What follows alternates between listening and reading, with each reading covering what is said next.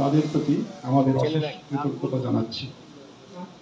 আমরা আপনাদের সম্মুখে আসার আগে মাননীয় প্রধান উপদেষ্টার কাছে আমাদের রিপোর্টটি হস্তান্তর করেছি এবং উনি অত্যন্ত আগ্রহের সঙ্গে এই রিপোর্ট সম্বন্ধে আমাদের কাছ থেকে শুনেছেন।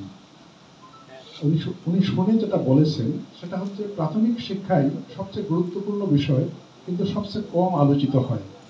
সুতরাং আমরা চাবো যে সবচেয়ে বেশি গুরুত্ব পাক, এবং সেটা আমার জন্য আসার কথা যে উনি আমাদের যে দায়িত্বগুলো পড়বে সুপারিশসমূহ বাস্তবায়ন করার ক্ষেত্রে, সেই ক্ষেত্রে উনি একটা ইতিবাচক ভূমিকা পালন করবেন।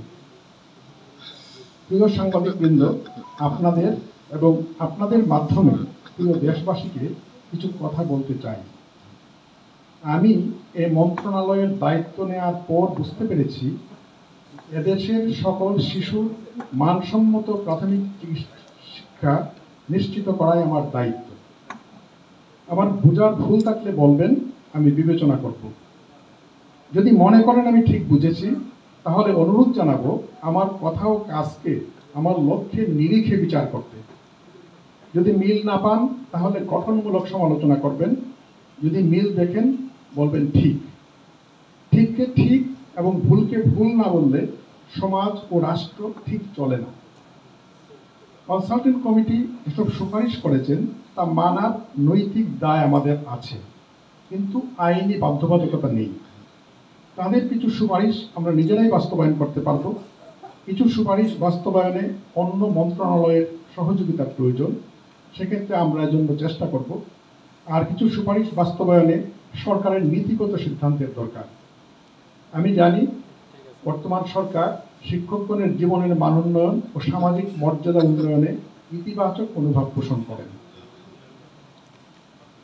পঞ্চম শ্রেণীর উত্তীর্ণ একজন শিক্ষার্থী যেন মাতৃভাষায় সাবলীলভাবে পড়তে পারে, লিখে মনের ভাব প্রকাশ করতে পারে এবং যোগ বিয়োগ গুণ ভাগ এসব প্রাথমিক গাণিতিক দক্ষতা অর্জন করতে পারে, এটি আমাদের ন্যূনতম লক্ষ্য। আমাদের উচ্চতর লক্ষ্য অগ্রসর দেশগুলোর শিক্ষার্থীদের মতো আমাদের শিক্ষার্থীরাও science, technology, engineering and mathematics, STEM দক্ষ হয়ে উঠবে। প্রাথমিক শিক্ষকগণের বেতন ও পদোন্নতি বিষয়ে কমিটি কিছু সুপারিশ করেছে। যদি শিক্ষকগণের সম্মত থাকেন তাহলে আমরা তা বাস্তবায়নের চেষ্টা করব।